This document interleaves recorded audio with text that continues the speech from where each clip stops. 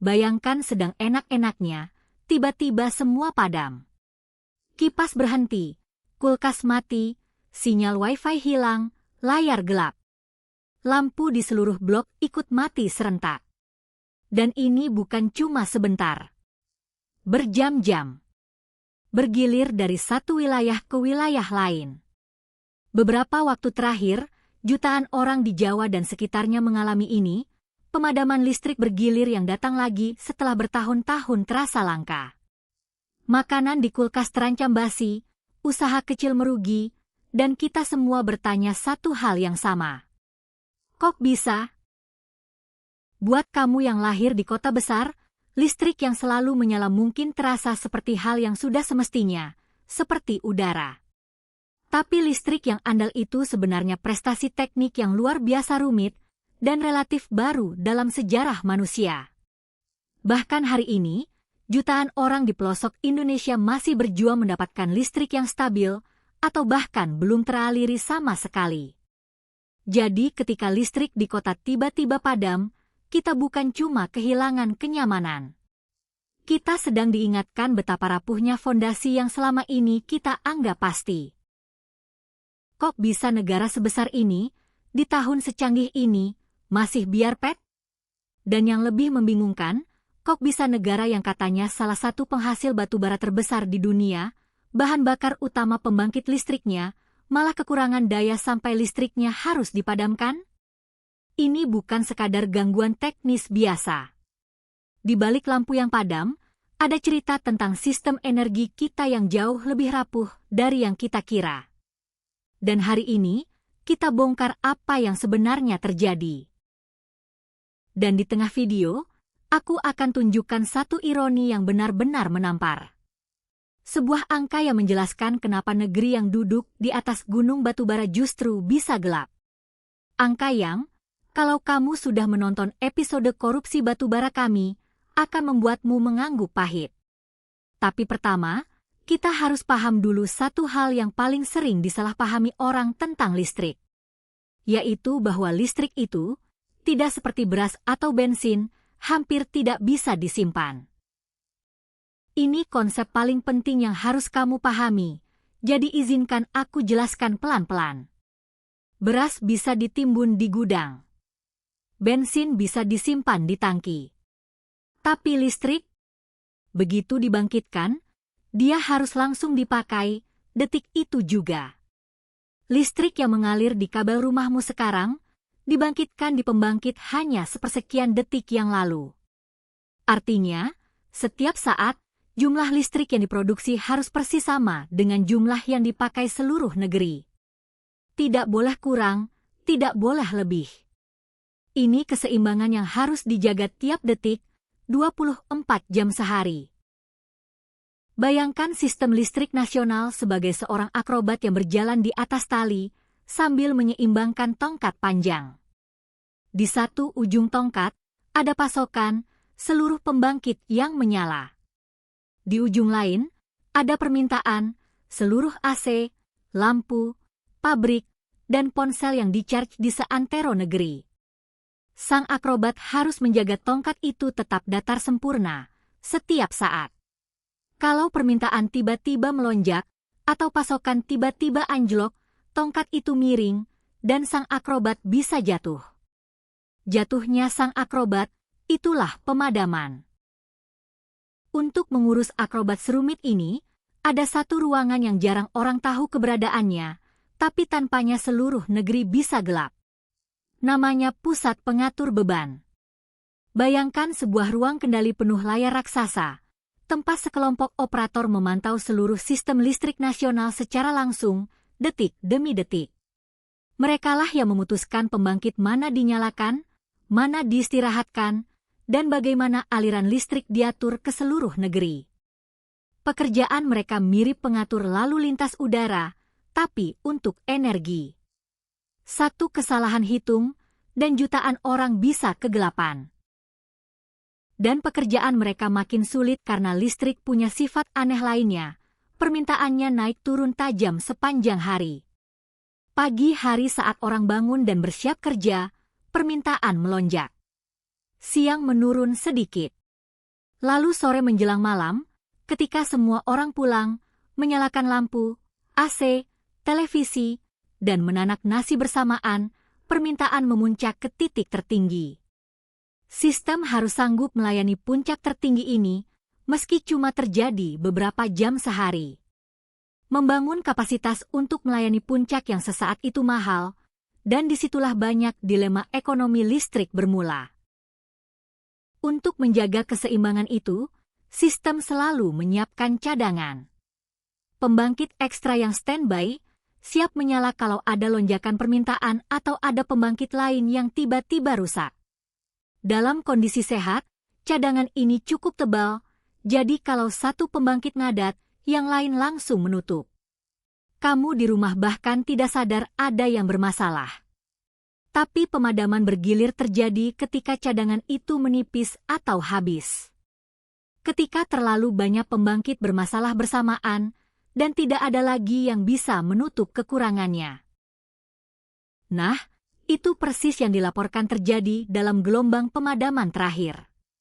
Menurut penjelasan resmi, ada gangguan pada beberapa unit pembangkit besar secara bersamaan. Ketika pembangkit sebesar itu mendadak berhenti, kemampuan sistem memasok listrik anjlok drastis. Permintaan tetap tinggi, tapi pasokan berkurang tiba-tiba. Tongkat sang akrobat langsung miring. Dan untuk mencegah seluruh sistem kolaps total, yang akibatnya bisa jauh lebih parah dan lama, operator terpaksa mengambil keputusan pahit. Memadamkan sebagian wilayah secara bergilir demi menyelamatkan keseluruhan. Jadi pemadaman bergilir itu, ironisnya, adalah mekanisme penyelamatan. Seperti tubuh yang mengorbankan aliran darah ke tangan dan kaki demi menyelamatkan jantung dan otak, sistem listrik mengorbankan sebagian wilayah demi mencegah kematian total seluruh jaringan. Kalau tidak dipadamkan bergilir, yang terjadi bisa blackout total, mati listrik menyeluruh yang butuh waktu sangat lama untuk dipulihkan. Kita pernah mengalaminya. Ingat pemadaman besar yang pernah melumpuhkan hampir seluruh Jawa bagian barat beberapa tahun lalu? Itu mimpi buruk yang ingin dihindari. Tapi pertanyaan yang lebih dalam adalah, kenapa beberapa pembangkit besar bisa rusak bersamaan? Kenapa cadangannya tidak cukup tebal untuk menutupinya? Dan disinilah kita masuk ke akar masalah yang sesungguhnya. Karena masalah pemadaman ini bukan cuma soal 1-2 mesin yang kebetulan rusak. Dia adalah gejala dari cara kita membangun seluruh sistem energi kita selama puluhan tahun. Dan pusat dari semuanya adalah satu batu hitam yang sudah pernah kita bahas panjang lebar. Batu bara. Lebih dari separuh, bahkan mendekati 70% listrik Indonesia dihasilkan dari pembangkit listrik tenaga uap berbahan bakar batu bara. Batu bara adalah tulang punggung yang menyalakan hampir semua colokan di rumahmu. Ketergantungan sebesar ini punya konsekuensi. Ketika sistem terlalu bergantung pada satu jenis pembangkit, dia jadi rapuh. Kalau ada masalah di rantai batu bara, entah pasokannya, kualitasnya, atau mesin pembangkitnya, seluruh sistem ikut goyah. Kita menaruh hampir semua telur listrik kita dalam satu keranjang hitam bernama batu bara. Dan sekarang, seperti yang aku janjikan, inilah ironi yang menampar itu. Indonesia adalah salah satu penghasil dan pengekspor batu bara terbesar di dunia. Kita menggali batu hitam ini dari perut bumi Kalimantan dan Sumatera dalam jumlah luar biasa. Tapi tebak, kemana sebagian besarnya pergi? Sekitar 3/4 dari produksi batu bara nasional justru diekspor ke luar negeri.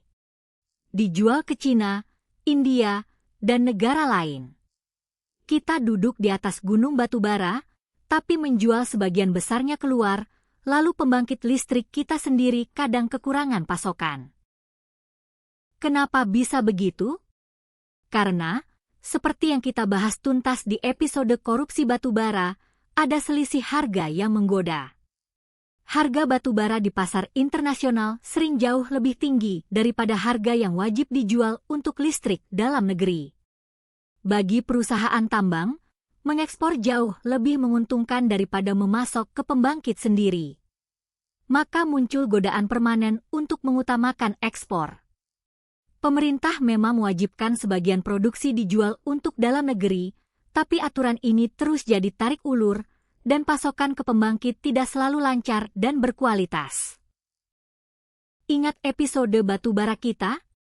Di sana kita bahas dugaan permainan kualitas dan pasokan batubara ke pembangkit, yang bahkan diduga ikut memicu pemadaman. Batubara berkualitas buruk yang dipaksakan masuk ke pembangkit, seperti mobil sport yang diberi bensin oplosan, membuat mesin cepat rusak dan sering gangguan. Ketika banyak pembangkit sering ngadat karena bahan bakar buruk dan perawatan yang tertunda, cadangan sistem terkuras, dan risiko pemadaman meningkat. Jadi pemadaman yang kamu alami bisa jadi bukan takdir teknis, tapi buntut dari rantai pasok yang bermasalah. Ada juga faktor yang jarang disadari, yaitu perubahan pola hidup kita sendiri. Permintaan listrik Indonesia melonjak tiap tahun. Makin banyak rumah tangga memasang AC seiring cuaca yang makin panas. Makin banyak kendaraan listrik yang perlu diisi daya.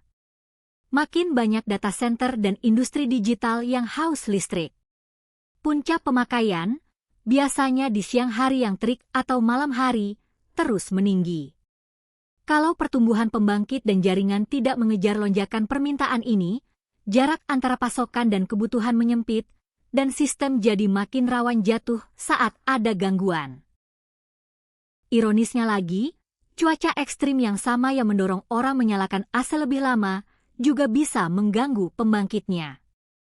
Kekeringan panjang bisa menurunkan pasokan air untuk pembangkit tenaga air. Suhu ekstrim bisa menekan efisiensi mesin. Jadi di saat permintaan memuncak karena panas, kemampuan memasok justru bisa tertekan. Perubahan iklim, yang sering kita anggap isu jauh, ternyata ikut mengetuk pintu lewat pemadaman listrik di rumahmu. Semua terhubung, lebih rapat dari yang kita kira.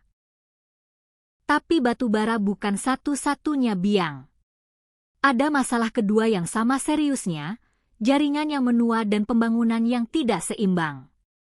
Listrik tidak cuma soal membangkitkan, tapi juga soal mengantarkan. Dari pembangkit, listrik harus mengalir lewat jaringan transmisi raksasa, kabel-kabel tegangan tinggi, gardu induk, sampai ke rumahmu. Kalau ada satu titik penting di jaringan ini yang bermasalah, misalnya gardu utama terganggu, dampaknya bisa menjalar dan memadamkan wilayah luas, bahkan meski pembangkitnya sendiri sebenarnya sehat. Dan ada satu paradoks lagi yang aneh tapi nyata. Di beberapa periode, Indonesia justru dilaporkan mengalami kelebihan pasokan listrik yang disebut oversupply. Terlalu banyak pembangkit dibangun dibanding kebutuhan, sampai negara harus tetap membayar pembangkit itu meski listriknya tidak terpakai penuh. Lalu bagaimana bisa kelebihan pasokan tapi tetap ada pemadaman? Jawabannya, karena listrik itu soal lokasi dan waktu. Kelebihan pasokan di satu wilayah atau satu waktu tidak bisa serta-merta menutup kekurangan mendadak di wilayah atau waktu lain, apalagi kalau jaringannya tidak siap. Jadi kita menghadapi kombinasi yang rumit. Di satu sisi, secara total pembangkit kita banyak, bahkan kadang berlebih. Di sisi lain, kita terlalu bergantung pada batubara yang rantai pasoknya bermasalah, jaringan yang belum sepenuhnya andal, dan pembangunan yang tidak selalu pas antara lokasi produksi dan pusat permintaan. Ketika beberapa faktor ini bertemu di saat yang salah, hasilnya adalah lampu yang padam di rumahmu. Ini bukan cerita satu penyebab tunggal. Ini cerita sistem yang menumpuk kerentanan selama bertahun-tahun. Di balik semua ini ada satu pemain besar yang namanya selalu disebut PLN, Perusahaan Listrik Negara. PLN ini unik dan sering disalahpahami. Dia perusahaan negara yang nyaris memonopoli listrik dari hulu ke hilir, dari membangkitkan sampai menjual ke rumahmu. Posisinya berat. Di satu sisi ditugaskan menjual listrik dengan tarif yang dijaga terjangkau demi rakyat, bahkan disubsidi negara. di sisi lain harus menanggung biaya bahan bakar, membangun pembangkit, dan merawat jaringan raksasa di negara kepulauan. Ketika terjadi pemadaman, dialah yang pertama disalahkan, meski akarnya sering ada di sistem yang lebih besar. Ingat pola tarif yang dijaga murah ini? Sama seperti BBM dan beras yang sudah kita bahas. Ketika biaya sebenarnya memproduksi listrik lebih tinggi dari harga jualnya, selisihnya ditanggung negara lewat subsidi dan kompensasi bernilai puluhan triliun rupiah setiap tahun. Uang itu dari pajak kita juga. Jadi listrik yang terasa murah di meteran rumahmu, sebagian sebenarnya sudah kamu bayar lewat jalur lain. Dan kalau biaya produksi membengkak karena pemborosan, salah kelola, atau permainan pasokan batu bara, beban subsidi ikut membengkak, menggerus uang yang seharusnya bisa dipakai untuk hal lain. Lalu siapa yang menanggung akibatnya? Seperti biasa, yang paling terpukul adalah rakyat biasa dan usaha kecil. Bagi perusahaan besar, pemadaman adalah gangguan, mereka punya genset cadangan. Tapi bagi warung makan yang kulkasnya mati, penjahit yang mesinnya berhenti, warnet dan percetakan yang lumpuh total, pabrik es yang esnya mencair, pemadaman berjam-jam adalah kerugian nyata yang langsung memotong penghasilan hari itu. Belum lagi peralatan elektronik rumah tangga yang bisa rusak karena listrik yang naik turun tidak stabil. Biaya pemadaman jauh lebih besar dari yang terlihat. Ada juga korban yang sering terlupakan, yaitu layanan publik vital. Rumah sakit yang peralatan medisnya bergantung pada listrik harus mengandalkan genset darurat, dan setiap detik peralihan bisa berarti nyawa. Lampu lalu lintas yang mati bikin jalanan semrawut. Sistem air bersih yang dipompa listrik ikut terganggu. Sinyal telekomunikasi melemah karena menara butuh daya. Satu pemadaman tidak berhenti di rumahmu, dia menjalar ke seluruh sendi kehidupan kota yang ternyata semuanya terhubung ke satu hal yang sama, aliran listrik yang tak boleh putus. Dan ada biaya yang lebih besar lagi, yang tidak langsung terasa. Kepercayaan. Listrik yang andal adalah fondasi ekonomi modern. Pabrik tidak akan dibangun di daerah yang listriknya sering padam. Investor berpikir 2 kali menanam modal kalau pasokan energi tidak bisa diandalkan. Data center, industri digital, semuanya butuh listrik yang tidak boleh mati sedetik pun. Jadi setiap kali pemadaman terjadi, yang rusak bukan cuma kenyamanan hari itu, tapi juga reputasi Indonesia sebagai tempat yang layak untuk berbisnis dan tumbuh. Sebelum ke solusi, penting menyebut satu hal yang sering diabaikan, yaitu perawatan. Sebuah pembangkit dan jaringan listrik butuh pemeliharaan rutin yang mahal dan disiplin. Mesin harus diistirahatkan bergantian untuk diservis, suku cadang diganti, komponen tua diperbarui. Kalau perawatan ditunda demi menghemat biaya, atau karena anggaran tersedot ke tempat lain, risikonya menumpuk diam-diam. Mesin yang telat diservis lebih rentan mendadak rusak. Dan ketika beberapa mesin yang sama-sama telat perawatan akhirnya jebol bersamaan, hasilnya persis seperti yang kita alami, pemadaman. Kadang bencana besar lahir dari kelalaian kecil yang menumpuk. Sekarang, bagaimana jalan keluarnya? Para ahli menyebut beberapa arah. Pertama, membenahi rantai pasok batubara ke pembangkit, memastikan pasokannya lancar dan kualitasnya sesuai, serta menutup celah permainan yang kita bahas di episode korupsi batubara. Kedua, memperkuat dan memodernisasi jaringan transmisi, supaya listrik bisa mengalir andal dan kelebihan di satu tempat bisa menutup kekurangan di tempat lain.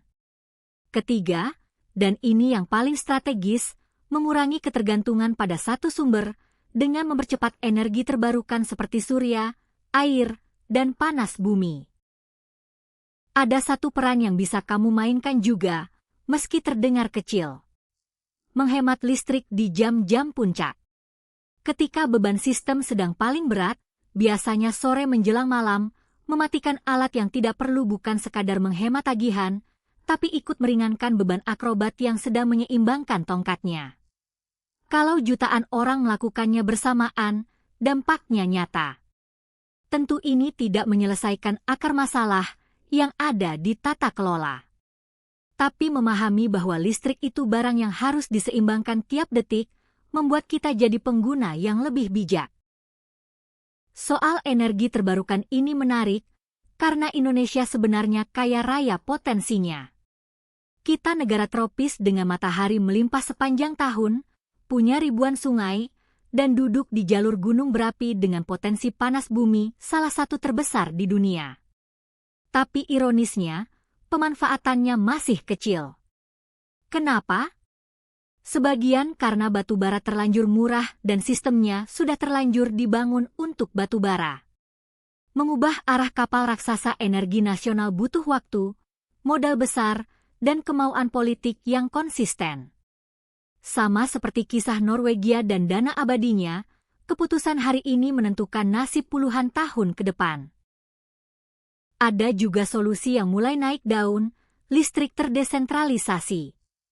Alih-alih semua bergantung pada pembangkit raksasa yang jauh, rumah dan gedung bisa memasang panel surya di atapnya sendiri, menghasilkan listrik di tempat. Ditambah teknologi baterai penyimpan yang makin murah, ini bisa menjawab kelemahan terbesar listrik tadi, yaitu tidak bisa disimpan. Kalau listrik siang dari matahari bisa disimpan untuk dipakai malam, sistem jadi jauh lebih tahan banting. Beberapa negara sudah bergerak ke arah ini. Indonesia baru mulai melangkah, terhambat aturan dan harga. Dan disinilah letak ketegangan yang sesungguhnya. Indonesia sudah berjanji akan beralih pelan-pelan dari batu bara menuju energi bersih. Tapi transisi ini penuh dilema. Batu bara masih murah dan menyerap banyak lapangan kerja. Pembangkit batu bara yang sudah dibangun masih punya sisa umur panjang dan sudah terlanjur diikat kontrak. Beralih terlalu cepat berisiko mahal dan mengguncang. Terlalu lambat, kita terjebak dengan sistem rapuh yang biar pet dan kotor. Menyeimbangkan keduanya adalah salah satu ujian ekonomi terbesar Indonesia dekade ini. 3 pelajaran dari kisah lampu yang padam ini. Pertama, keandalan sebuah sistem tidak diukur dari total kapasitasnya, tapi dari titik terlemahnya. Kita bisa punya banyak pembangkit, tapi kalau rantai pasok dan jaringannya rapuh, sistemnya tetap bisa jatuh. Kekuatan sebuah rantai selalu ditentukan oleh mata rantai terlemah. Kedua, ketergantungan berlebihan pada satu sumber, apapun itu, adalah kerapuhan yang menunggu waktu. Baik untuk negara maupun untuk keuanganmu sendiri, penyebaran risiko selalu lebih aman daripada bertumpu pada satu tumpuan. Dan pelajaran ketiga, yang paling menohok. Kekayaan alam yang melimpah tidak otomatis berarti kesejahteraan kalau tata kelolanya buruk. Kita punya batu bara berlimpah, tapi tetap bisa gelap karena selisih harga dan permainan pasokan. Sama seperti kita punya sawah luas tapi beras tetap mahal, seperti di episode beras. Ini pola yang sama berulang di banyak sektor. Berkah alam Indonesia begitu besar. Yang sering mengkhianatinya bukan alamnya, tapi cara kita mengelolanya. Lampu yang padam di rumahmu, pada akhirnya, adalah cermin dari itu. Jadi lain kali listrik di rumahmu tiba-tiba padam, dan kamu duduk dalam gelap menunggu, kamu tidak akan sekadar kesal tanpa paham. Kamu tahu bahwa di balik lampu yang mati itu ada akrobat keseimbangan yang jatuh, ada ketergantungan pada batu bara, ada gunung batu bara yang justru diekspor, ada jaringannya menua, dan ada pilihan-pilihan besar yang belum berani kita ambil soal energi bersih. Satu pemadaman kecil di rumahmu adalah ujung dari benang kusut yang membentang sampai ke tambang, ke pelabuhan ekspor, dan ke ruang rapat kebijakan energi nasional. Kalau kamu suka pembahasan seperti ini, tekan subscribe dan nyalakan loncengnya. Video ini wajib ditonton berpasangan dengan episode korupsi batu bara yang membongkar dugaan permainan di balik pasokan listrik kita, dan episode Norwegia soal mengelola kekayaan energi dengan benar. Dua-duanya ada di deskripsi. Tulis di komentar, di daerahmu pernah kena pemadaman bergilir berapa lama?